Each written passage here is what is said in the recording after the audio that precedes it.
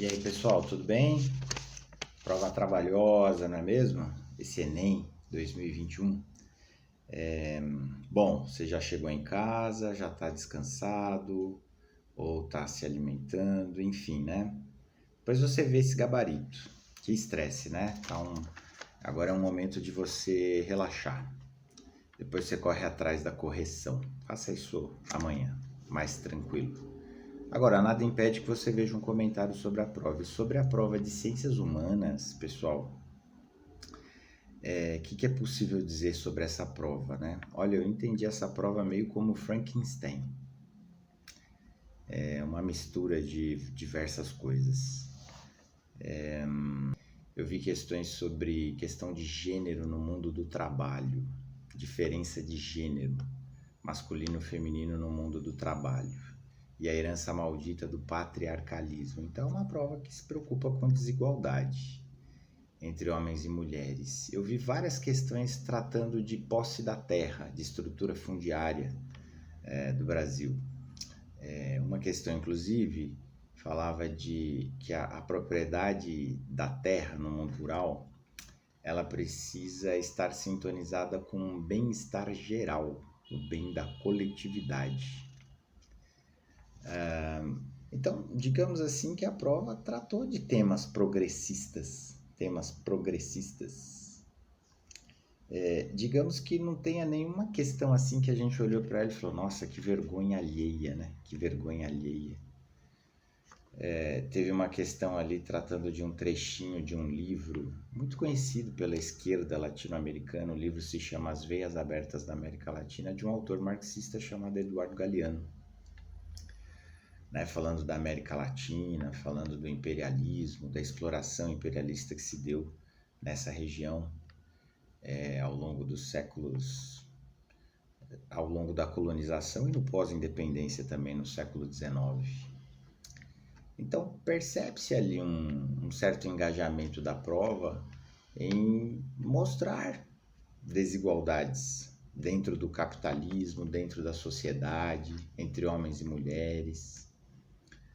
Uma outra questão tratando de pobreza no Brasil na década de 1990, né? Foi uma década difícil, né? Tivemos que conviver uma parte da década com uma elevadíssima inflação que caiu após o Plano Real, mas a queda da inflação veio acompanhada também de momentos de recessão, de pouco crescimento econômico, que acabou resultando em intensificação dos problemas de desigualdade.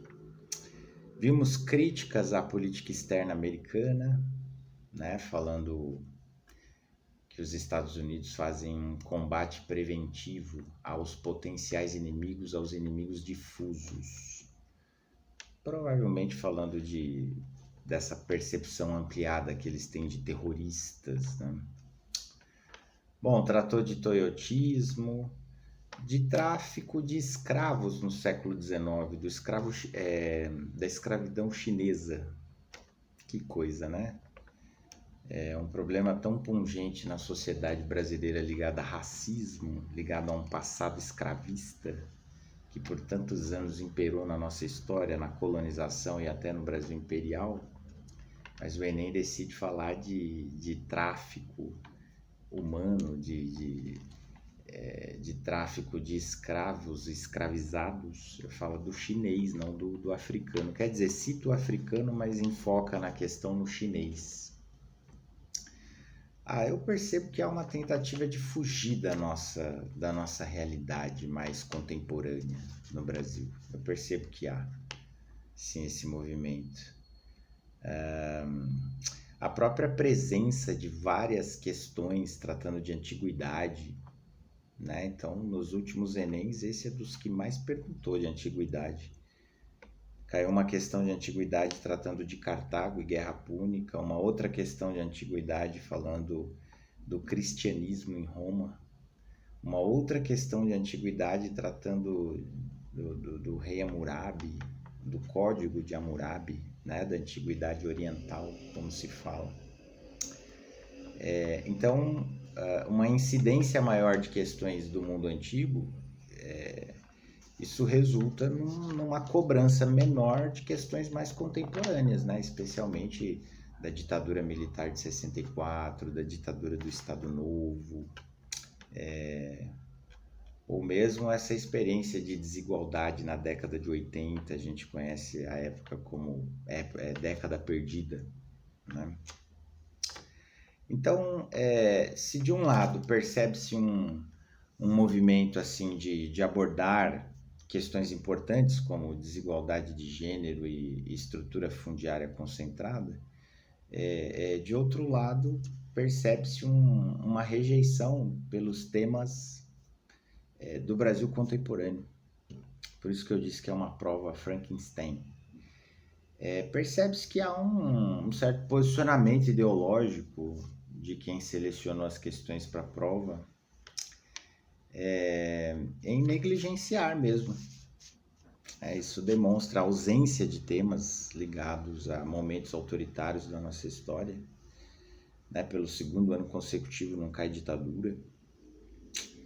É um tema importante para compreender o Brasil de hoje e, no entanto, não apareceu.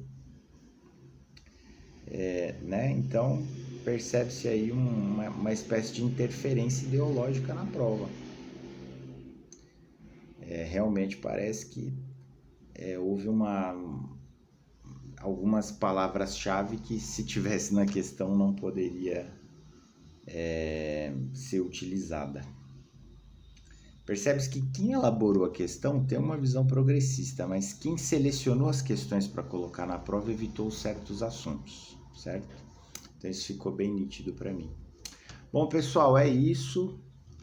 É importante que você corrija o gabarito, veja quais foram seus erros, né? E renove suas energias para domingo que vem, para fazer a prova de Ciências da Natureza, né? As demais provas que estão faltando. Certo, pessoal? Um abraço aí para vocês e bons estudos. Tchau!